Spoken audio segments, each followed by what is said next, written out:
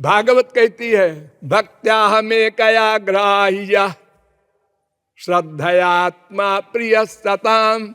मैं केवल एक भक्ति से ही प्राप्त किया जा सकता हूं, और कोई उपाय नहीं।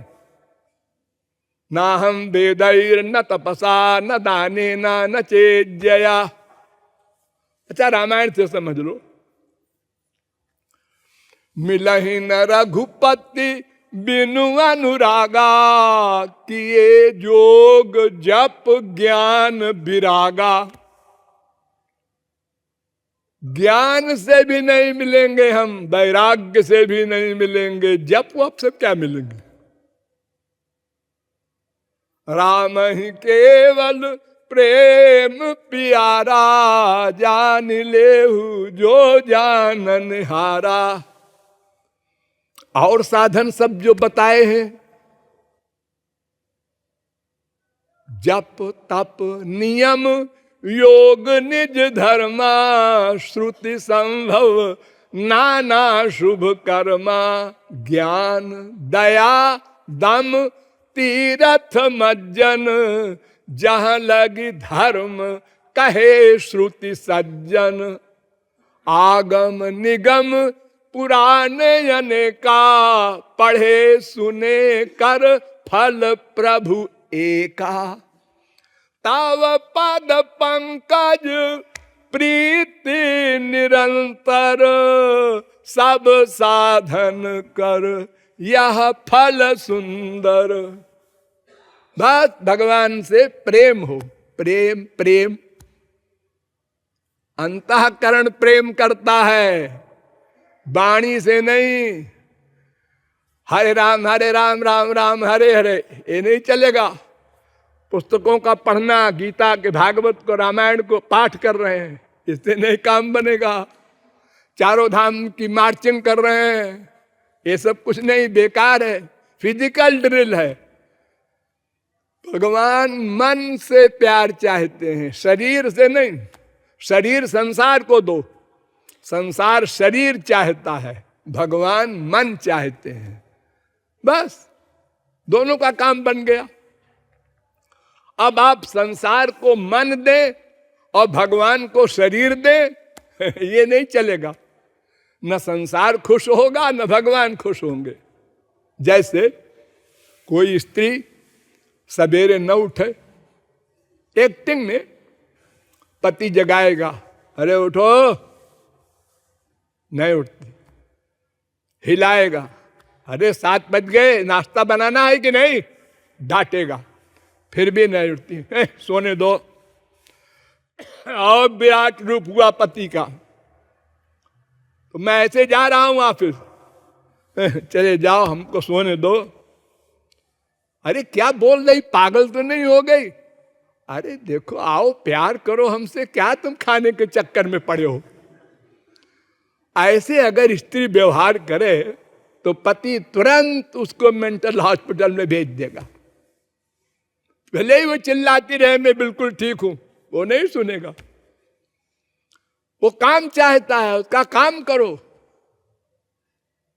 और भगवान प्यार चाहते हैं, वो एक बार राम मत कहो और भगवत प्राप्ति हो जाएगी। केवल मन से प्यार, उनसे मिले बिना रहा न जाए।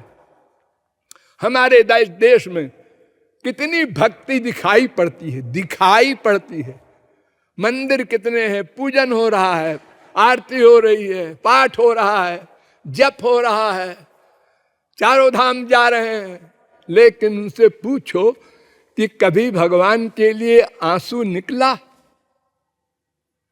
कितने घंटे भगवान के लिए तुम रोकर, आंसू निकाल कर और प्रार्थना किए हो कि भगवान मुझे दर्शन दो, मुझे अपना प्रेम दो?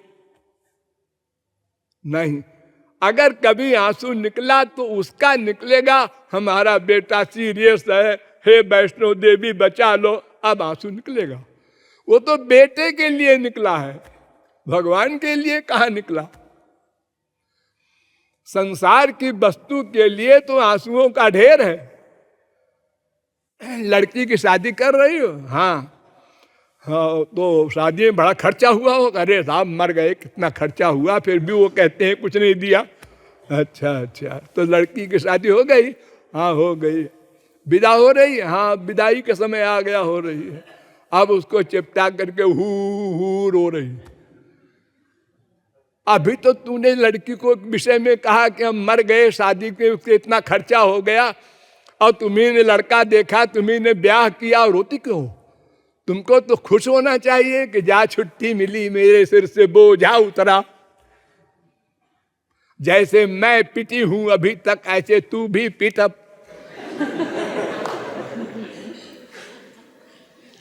हाँ उल्टा है।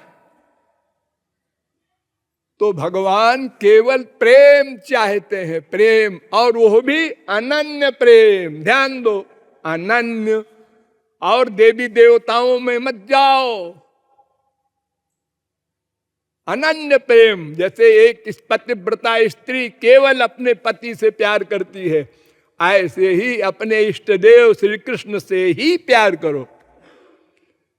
देवी जी के मंदिर भी जा रहे हैं, हनुमान जी के भी जा रहे हैं, शंकर जी के यहाँ भी जा रहे हैं।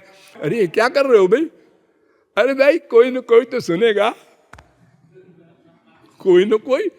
यानी तुम्हारे श्री कृष्ण में कुछ कमी है, उसकी पूर्ति के लिए सब जगह जा रहे हो। अरे एक श्री कृष्ण के नाम लेने से अनंत कोट देवी देवताओं का नाम ले चुके, ये मान लिया जाता है। इसलिए अनन्य प्रेम हो। एक गुरु, एक इष्ट देव और एक साधना, ये तीनों में परिवर्तन नहीं होना चाहिए। 10 फुट खोदा, पानी नहीं मिला, अरे यहाँ पानी नहीं, कंकड़ है। 10 फुट वहां खोदा, अरे यहाँ तो पत्थर की चट्टान मिली। अरे ऐसा नहीं, एक ही जगह 25 फुट खोदो, पानी में जो भरा हुआ है नीचे खूब मिलेगा। और हम लोग, एक बाबा जी आए, उन्होंने कहा देखो जी तुम ऐसा ऐसा करके जप करो, देखो 1 लाख जप करने के बाद तुम्हें एकदम भगवान सामने आ जाएंगे। और हम मान लेते हैं, बेवकूफ बन जाते हैं। एक बार एक पत्रिका है, उसमें निकला था कि जो 108 बार रामायण का पाठ कर ले उसको भगवान के दर्शन हो जाएंगे। बहुत से लोगों ने पाठ किया, उसमें बहुत से लोग मेरे पास आए, उन्होंने कहा हमने तो 216 बार पाठ किया, डबल, और हमको तो कहीं कुछ भगवान का सिर पैर नहीं दिखा। तो हमने कहा किस बेवकूफ ने कहा है कि अक्षर पढ़ने से भगवान मिलते हैं? अरे वो तो अखबार है, पत्रिका है, जिसने निकाली है उससे पूछो कि तुमने क्यों ऐसा निकाला। रामायण तो नहीं कैसा कह रही है, तुलसीदास तो कह रहे हैं कि योग विराग बड़े बड़े ज्ञान से भी नहीं मिलेंगे राम। साधक सिद्ध विमुक्त उदासी कवि कोविद कृतज्ञ सन्यासी योगी शूर सुतापस ज्ञानी अधर्म निरत पंडित विज्ञानी तरई न बिनु से ये मम स्वामी राम नमामि नमामि नमामि। बिना भक्ति के भगवान नहीं मिलेंगे, योगी ज्ञानी तपस्वी को। और तुम अक्षर पढ़ के भगवान को पाना चाहते हो।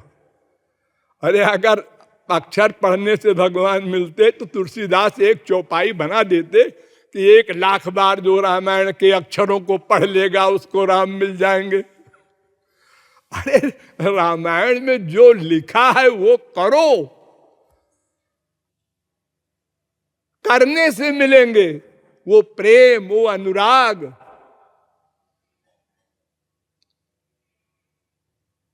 बारी मथे बरु होई घृत, पानी से घिल निकलने लग जाए मान लो,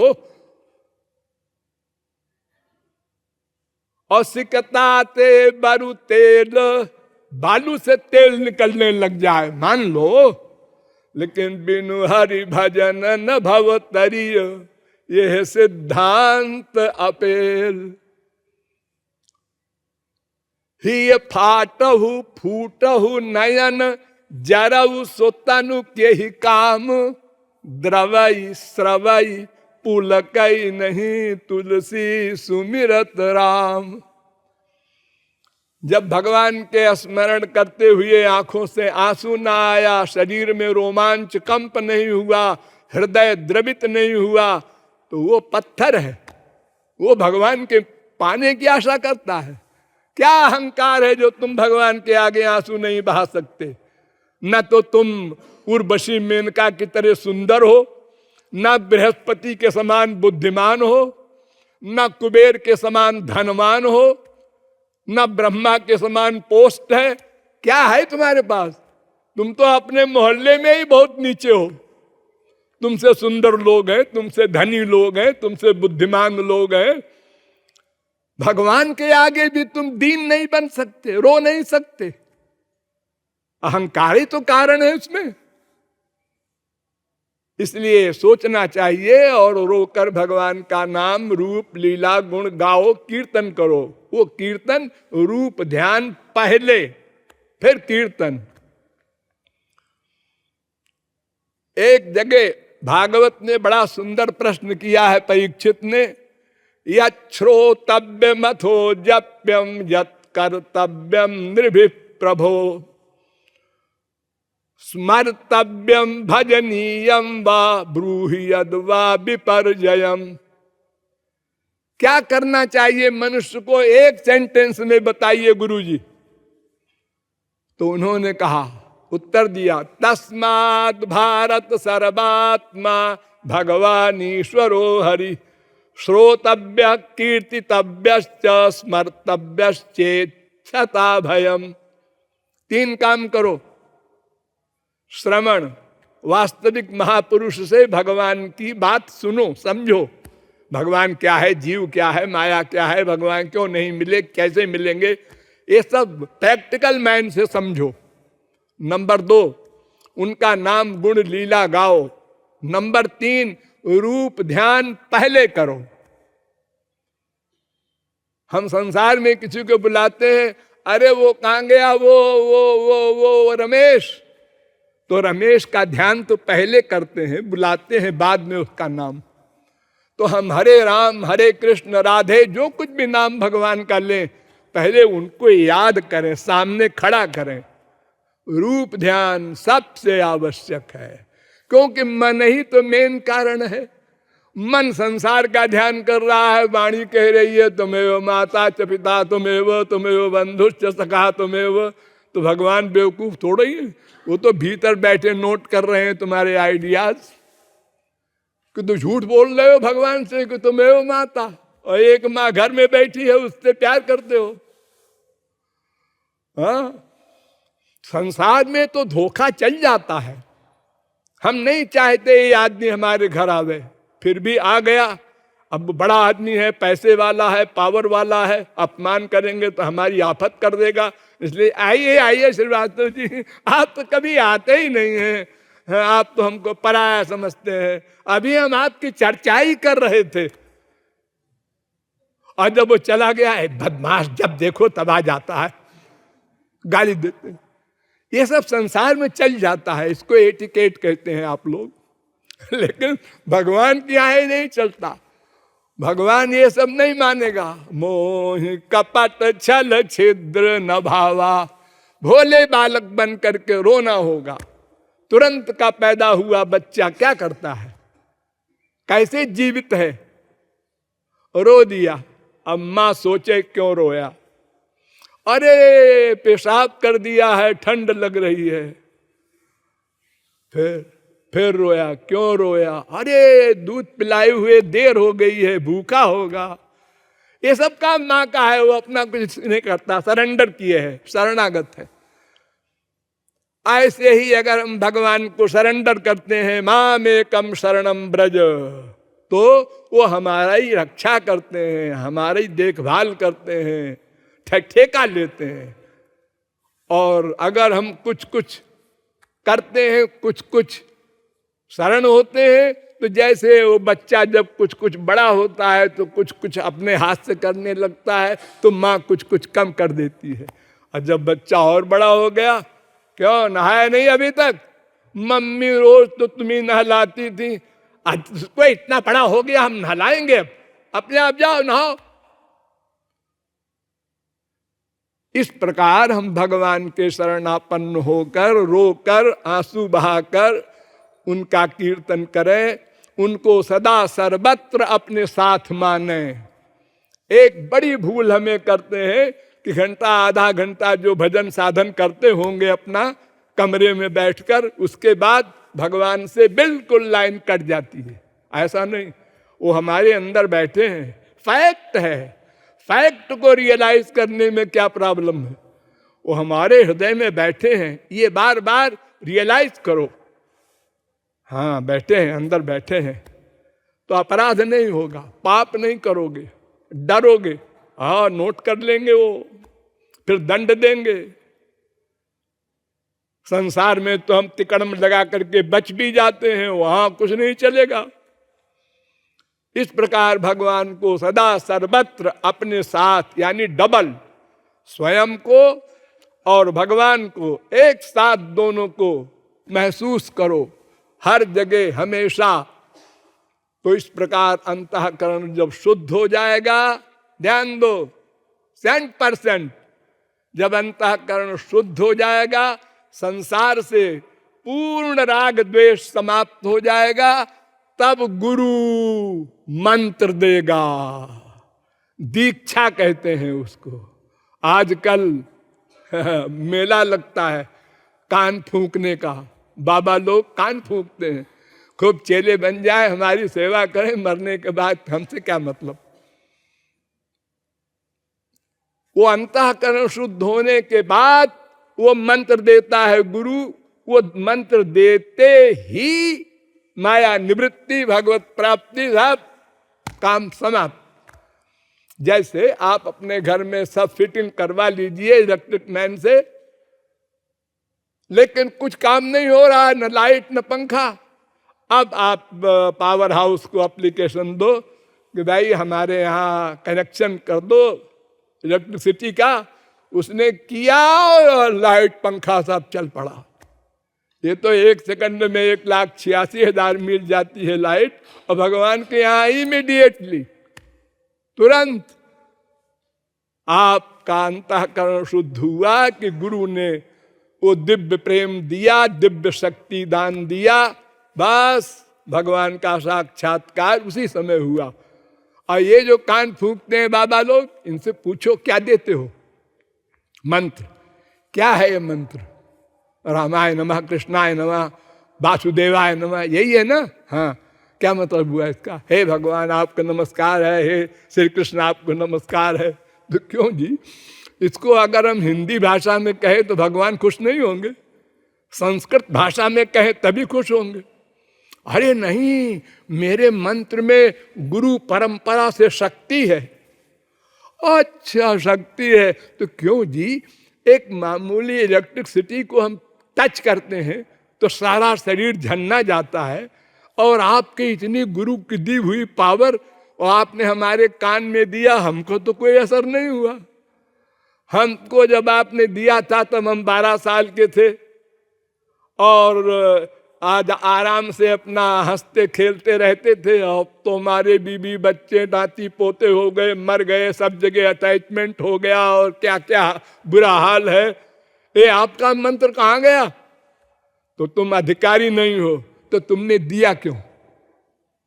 तुमको पहले सोचना चाहिए कि ये ग्रेजुएट नहीं है, इसको हम लॉ नहीं पढ़ाएंगे, दाखिला नहीं देंगे।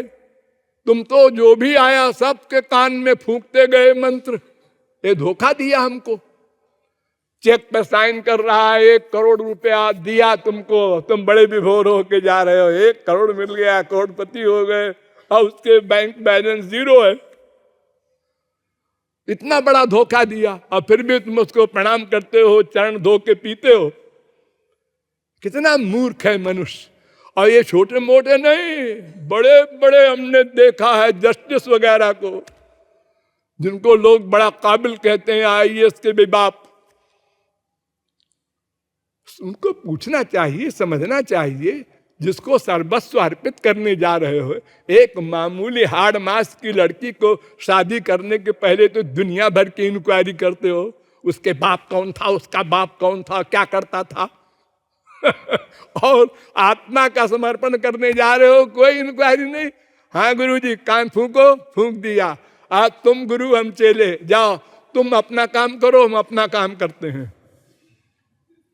ये नाटक हो रहा है हमारे देश में। हमसे एक पादरी ने पूछा कि आप तो ओरिजिनल जगत गुरु हैं, कितने लाख शिष्य हैं आपके। हमने कहा मैं अपना अकेला शिष्य हूं और कोई नहीं मेरा शिष्य। हाँ, वो माने न किसी प्रकार, ऐसा कैसे हो सकता है। हमने कहा नहीं मानो, नहीं हो सही। तो इस प्रकार साधना करने से अंतःकरण शुद्ध होने पर फिर गुरु आपको दिव्य शक्ति देगा, तब भगवत प्राप्ति होगी, माया निवृत्ति होगी और वास्तविक आस्तिक बनोगे। जब वास्तविक आनंद मिलेगा। शेष फिर कभी बोलिए लाडली लाल की।